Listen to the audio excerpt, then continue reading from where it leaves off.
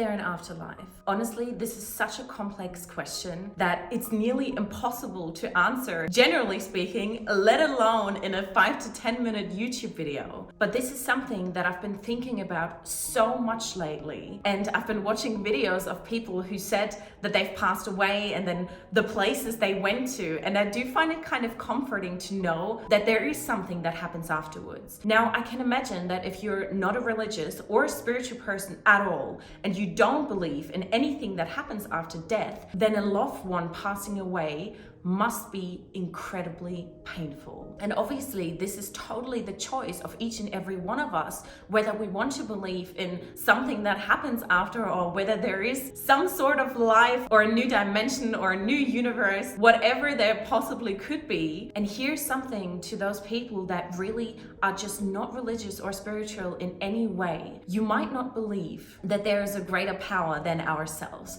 And I don't think you have to believe this, but I can tell you that for this healing process of somebody that you love passing away, it is going to help you to believe in some sort of afterlife. It doesn't have to be exactly what those people talk about in their videos where they went, and you might think that's all totally crazy and it's impossible and there is no such thing as souls, and that's okay. But I can tell you that grieving while knowing that somebody is there, and that knowing when you talk to them it doesn't just go into blank air, is going to help you so much. And I personally truly believe that there is something, even if we don't know. Those of us that say there's no afterlife, you cannot say that with 100% certainty. And those of us who say there is definitely an afterlife, we can also not say that with 100% certainty, because at the end of the day, the way we know our dimension and the way we are living on this planet, we have no idea what is going to happen afterwards. And maybe that's a beautiful thing that we don't know, because imagine just knowing everything.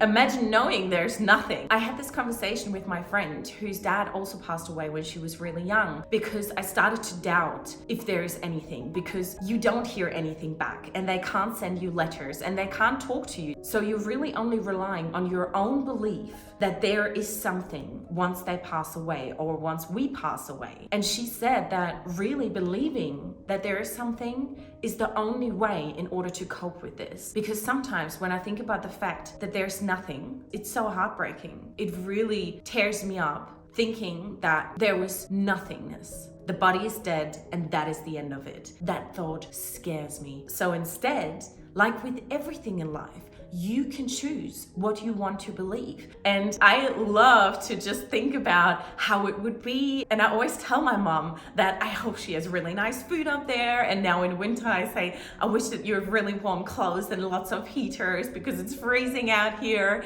Or maybe the sun is always shining, and then I'll just fantasize about all the possibilities that could be up there, because really anything could be possible. You can make your own reality 100% of the time. And so if you want to believe that they're at this beautiful place with everything they've ever wished for, maybe everybody's in their own little world, or maybe everybody's going to meet each other, or maybe there's countries like there is here. There's just endless possibilities. And I find to just play around with it a little bit makes me so much more comfortable and so much more at ease, knowing that now she is in a place that's even more beautiful than this planet, where she's found happiness and where self-doubt doesn't exist, and where everybody is kind to each other and there's no wars, and whatever you imagine the perfect place to be, that's how you can imagine an afterlife is like. There's two really beautiful songs that I've loved listening to. One of them is Dancing in the Sky, which I literally listen to, I think, 1,000,000 times a day after my mom passed, because the way she talks about what is happening up there is so incredibly beautiful.